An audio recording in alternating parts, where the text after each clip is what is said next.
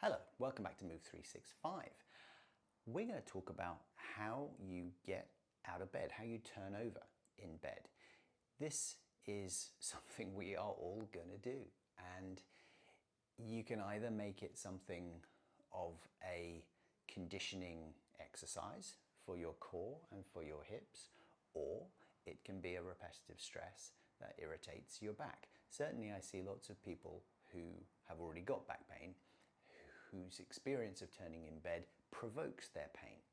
We can sometimes often find ways to help them to make that movement more comfortable and, crucially, less irritating to the tissue that is consistently provoking their pain. So I'm going to slip my shoes off and I'm going to lie down. So here we are, in this case, lying on my back. Now, this is a narrow treatment table, and when I ask people to get up to a sitting position from here, very often they don't feel comfortable rolling onto their side. They want to perform a sit-up, and the problem with that is that it's massively stressful for the tissues in your lower back. The discs take a huge amount of compressive load, and we're bending forward from the waist, which a lot of people, particularly people suffering with disc problems, they won't tolerate that.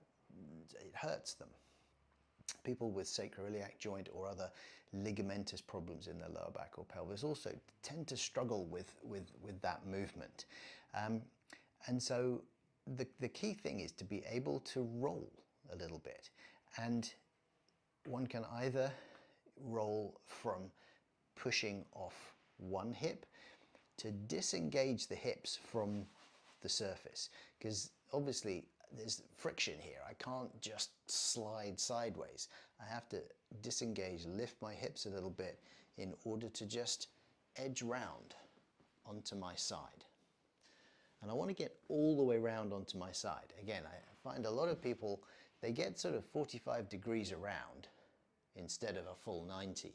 And then they still try and sit up from there. It doesn't work, it hurts. And it's so much easier if they can just make small incremental movements, shuffling round, little edging round onto their side. And from here, it's so much easier to just drop the legs over the side of the table and to sit up. Now I've made that look a bit laborious because I'm pretending to be somebody with back pain. But in reality, it's just this and this.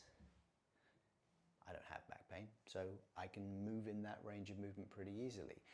I could do a sit-up if I wanted to, but I don't want to because I know that that's a greater challenge on my back, and I want to move in ways that reduce the stresses on my back and actually, in this instance, help me to engage muscles in my core, in my abdominal core, and in my hips.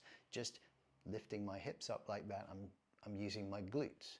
I'm also, because I'm not letting my lower back flex and just roll around, I'm bracing with my abdominal muscles to keep a stiffness in this area in order to allow me to turn comfortably. So stiffening and bracing your abdominal muscles without changing the shape in your lower back, so you've got that little neutral hollow curve.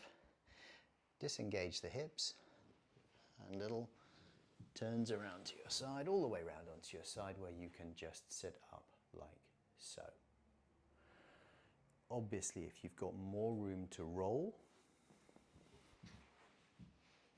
I inch right to the side of the table.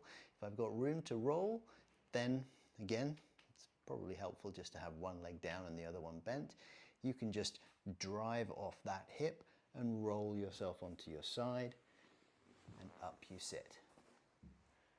Again, if you've got back pain and you're sensitive to some of these movements, then brace your abs first. Really tighten these muscles up and keep that tension as you roll onto your side, so that the pelvis and the shoulders, if possible, all go as one.